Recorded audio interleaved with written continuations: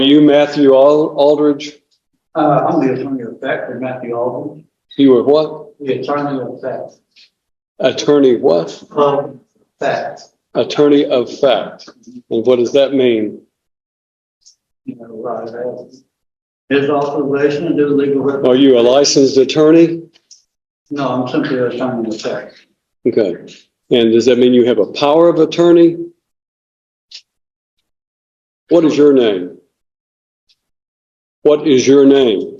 My name? Yes, sir. I don't have. You don't have a name? Pardon? I'm the attorney of fact for the respondent in the area. Well, let me explain to you. Only an attorney at law can stand in court and represent a criminal defendant. And to do so otherwise violates the criminal law statutes of the state of Tennessee and could land someone who attempts to represent themselves as an attorney at law in serious trouble. I understand what you're saying. I understand you're saying an attorney in fact. And what I want you to understand is that if you have a power of attorney, then you need to demonstrate that power of attorney. Do you have a legal document called a power of attorney?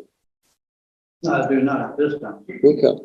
Then you don't have any authority to act on behalf of Matthew Aldridge in this court. You have no legal authority, nor do you have any authority through a legal document to represent or to act on behalf of Matthew Aldridge. Why don't the court just let me file this document? Show it to the bailiff and he'll show it to me. Apparently there's a copy here. Yeah.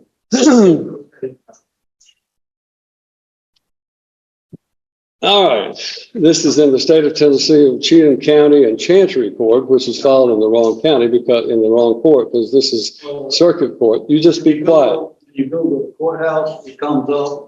You need to listen to me instead of talking, okay? This is a challenge to the standing. The Supreme Court of the United States has stated that no corporation has standing anything to man. And then there's a quotation for Rundle versus Delaware Raritan Canal Company.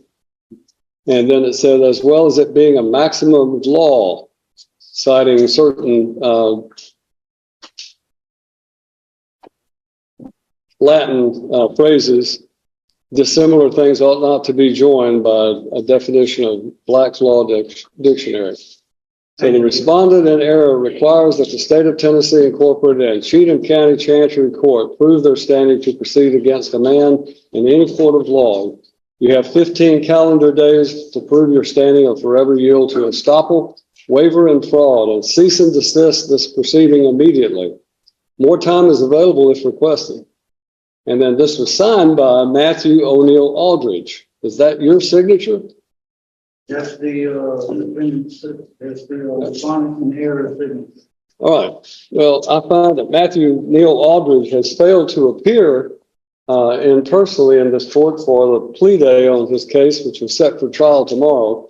And as a result, you have no standing, sir, under what I know what you're trying to do is to try to use the sovereign citizen approach to this situation. This is the exact moment the judge completely shuts down the sovereign citizen argument, and legally, this is where everything falls apart. What he's trying to do here is use civil law concepts to challenge a criminal court, which simply doesn't work. Courts across the U.S. have repeatedly rejected these tactics because they have zero legal standing in criminal proceedings. Now here's the real question. Do you think he actually believes this argument works, or is he just hoping to confuse the system enough to get away with it?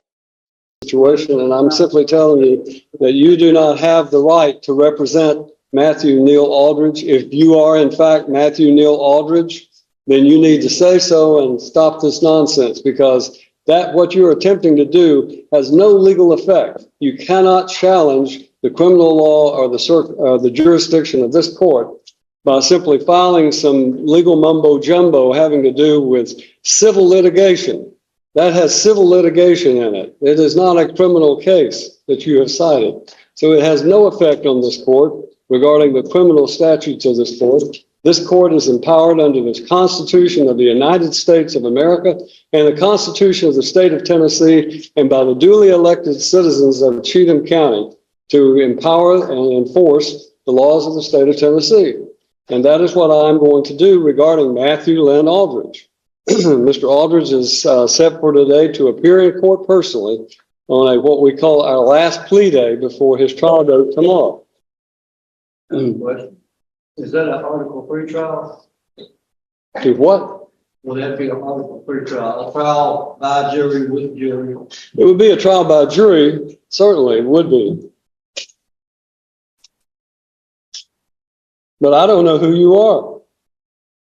And I don't think you have any authority if you are not Matthew Lynn Aldridge to appear before this court. And you're wasting valuable time to all of these other citizens who are here today. So when I'm talking, you stop talking. No, you will when I'm finished talking. You're wasting the court's time by doing this, and I'm just simply instructing you that if you are in fact Matthew Lynn Aldridge, then this is your last day to settle your case. The trial date is set for tomorrow, and unfortunately it will not go forward because of the fact that I have a conflict and I have to be in Stewart County on a civil matter.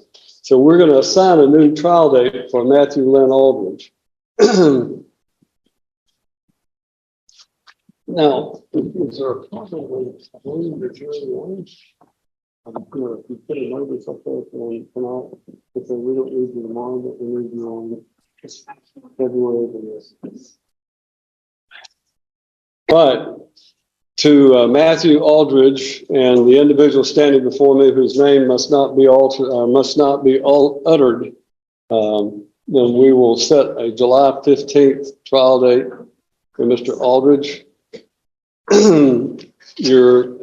Whatever this document is that you have filed is in fact invalid because it does not cite any valid criminal statute, and therefore I'm denying whatever that might be in the way of a motion. The trial date will be July 15th. The last day for Mr. Aldridge to enter a plea or go to trial will be July the 8th. July the 8th. Now, we're going to give you a card.